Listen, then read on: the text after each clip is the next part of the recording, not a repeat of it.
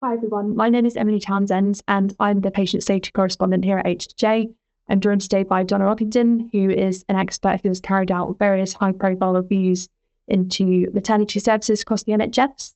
Thank you very much, Donna, for joining me at this session, which is going to be looking at our Honest Conversations series, which are being done ahead of our Patient Safety Congress in Manchester this September.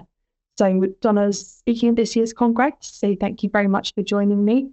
So without further ado, I think we'll launch straight into the questions, if that's okay with you. Brilliant. So it's time of huge change at the moment with a new government and a new Health and Social Care Secretary. So when it comes to patient safety, in particular maternity, what do you think Ros Streeting needs to do first?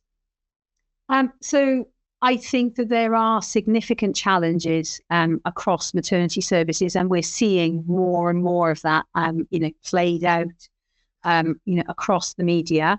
I think that the new health secretary really needs to understand the gravity of the situation in maternity services.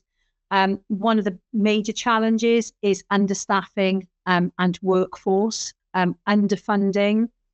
Unfortunately, following on from full government endorsement of the Ockenden immediate and essential actions in March 2022, I think we're less than 50% of the way there with funding. And without funding and without a workforce plan that is fully costed, trusts can't, recruit, retain, and so on. So I'd say that amongst all of the other challenges the government are facing across our NHS, we all have to be born, Emily, and maternity services touches everyone's lives. Yeah, certainly. And so what would you want patient safety, in particular maternity, to look like in 5 years' time, and kind of how do we reach that point? So in a sense, in 5 years' time, I would be happier if we could turn back the clock to 2010.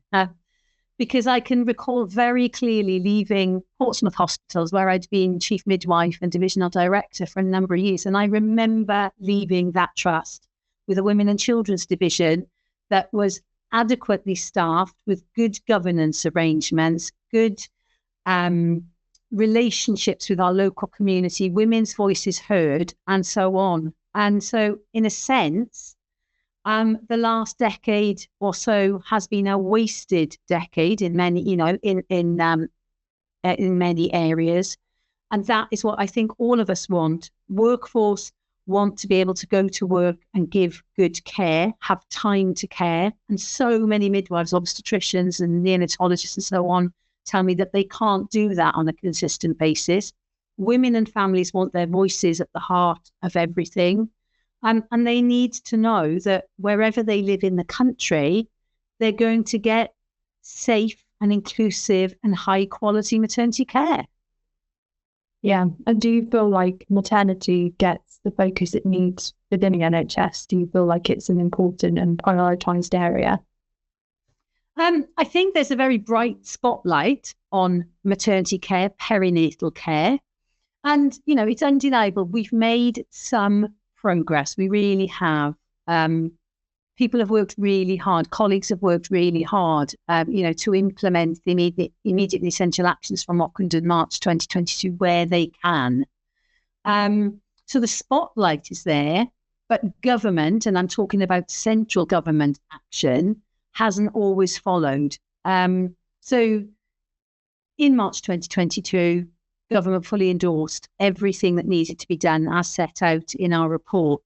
Sajid Javid meant it. I have every belief that he meant it, but people who followed on in his shoes, in his role, and didn't give maternity services the attention and the action it needed, in my view. That's the Donna view. Can you give us a sneak peek of what people can expect in the session you're involved in at Congress? Yeah. So we're focusing on lessons learned from maternity investigations and tools to improve the delivery of safe maternity care. So we will look at lessons learned from Nottingham and Shrewsbury to deliver maternity improvement across providers. We can look at how healthcare providers and multi-professional teams can work together, can collaborate to inform safer maternity care. And we need to look at the centrality of family and staff voices in improving maternity care too. So I think that's a sort of an overview, and then we'll just see, what comes up on the day as well. Definitely. I think that's just about all we have time for. But just lastly, what are you most keen to hear about at the Congress? If we haven't heard it before, I would like to hear from government their clear and unequivocal commitment to ensuring that our maternity services are on a rapid journey to become the very best that they can be. But I'd like to have heard it before then, Emily. Yeah, definitely. Well, thank you so much for joining me today, and we look forward to seeing you in September. And thank you.